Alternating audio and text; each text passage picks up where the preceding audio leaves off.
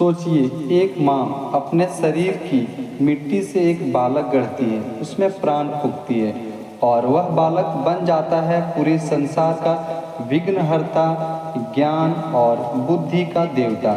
लेकिन क्या आप कभी सोचा है, गणेश जी का सिर हाथी का ही क्यों है? उसका वाहन चूहा ही क्यों है? और आखिर क्यों हर विद्यार्थी अपनी पढ़ाई की शुरुआत श्री गणेश से करता है? आज इस गणेश चतुर्थी 2025 पर हम खोलेंगे गणेश जी के स्वरूप का वह वैज्ञानिक रहस्य जो हजारों सालों से छुपा है। गणेश जी का जन्म कहानी शुरू होती है कैलाश पर्वत से। माता पार्वती ने स्नान करने से पहले अपने शरीर की मिट्टी से एक सुंदर बालक रचा और कहा, तुम मेरे द्वार पर पहरा दो जब तक मैं ना कहूँ। किसी को भी अंदर मत आने देना। इसी बीच महादेव शिव लौटे। उन्होंने भीतर जाने की इच्छा जताई, लेकिन उस छोटे से बालक ने रोक दिया। बालक बोला, माता का आदेश है, आप अंदर नहीं जा सकते।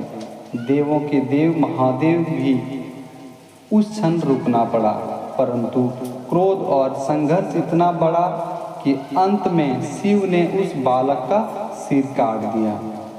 जब पार्वती ने यह दृश्य देखा तो वे क्रोध और दुख से कांप उठी।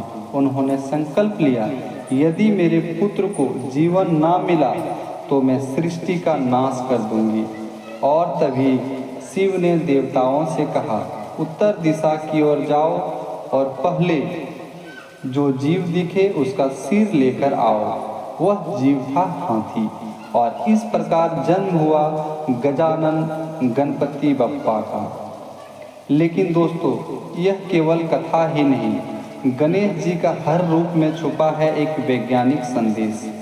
सबसे पहला है बड़ा कान। वैज्ञानिक दृष्टि से हाथी की श्रवण शक्ति अत्यंत प्रखर होती है। इसका अर्थ है अच्छा विद्यार्थी वह है जो सुनने की कला सीखे। छोटी आँखें। हाथी की दृष्टि भले छोटी दिखे, लेकिन उसकी एकाग्रता और याददाश्त कमाल की होती है। संदेश है, ध्यान केंद्रित करो तभी ध्यान की शक्ति जागृत होती है। बड़ा सिर। हाथी का मस्तिष्क। विज्ञान बताता है कि हाथी का दिमाग विशाल और विकसित होता है। इसी कारण गणेश जी को बुद्धि और मेघा की देवता कहा जाता है। बड़ा पेट। प्रतीक है धैर्य और सहनशीलता का। जीवन में हर बात को शांत से स्वीकार करना ही सच्चा ज्ञान है। मूषक वाहन। चूहा छोटा है पर उसकी घ्राण शक्ति यानी जिसको बोलते हैं स्मेलिंग सेंस और अन्वेषण क्षमता है। इससे संदेश मिलती है कि ज्ञान की खोज में छोटा बड़ा कोई नहीं है। सबसे छोटी शक्ति भी बड़ी भूमिका निभा सकती है। दोस्तों, यह केवल पुरानी कहानियाँ ही नहीं है, आज के विज्ञान और शिक्षा में भी गणेश जी का स्वरूप गहरा संदेश देता है। बड़े कान। सुनने की आदत सबसे जरूरी है। छोटी आँखें। आज के दौर में स्टूडेंट को डिस्ट्रैक्शन छोड़कर फोकस करना चाहिए। बड़ा सिर और बुद्धि। क्रिटिकल थिंकिंग और प्रॉब्लम सॉल्विंग की शक्ति। मूषक वाहन। टेक्नोलॉजी की ज्ञान की खोज का नया माध्यम बन चुका है।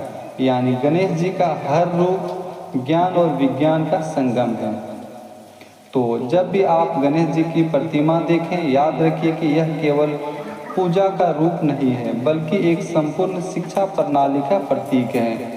शायद इसीलिए उन्होंने कहा गया, विघ्नहर्ता जो हर बाधा को मिटा देते हैं और सिद्धि विनायक जो हर कार्य को सफल बना देते हैं। इस गणेश चतुर्थी पर जब आप गणपति बाप्पा मोरया कहेंगे तो उनके हर रूप के पीछे छुपा यह वैज्ञानिक रहस्य भी याद आएगा।